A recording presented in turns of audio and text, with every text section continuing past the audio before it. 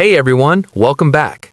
In this guide, I'll show you how to install Microsoft Power BI Desktop on Windows 11 so you can start creating reports and dashboards quickly. First, open your web browser and go to the official Microsoft Power BI website. Navigate to the Power BI Desktop download page. Once there, click the Download button.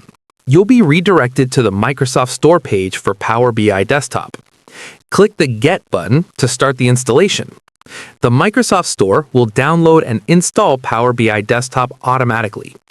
Once the installation is complete, open the Start menu and search for Power BI Desktop. Click on the app to launch it for the first time. Sign in with your Microsoft account to start using Power BI Desktop. Now you're ready to connect the data, create reports, and build interactive dashboards on Windows 11. And that's it. Power BI Desktop is installed and ready to go. If you found this tutorial helpful, don't forget to like, subscribe, and check out the next video where we'll create our first business KPI dashboard in Power BI.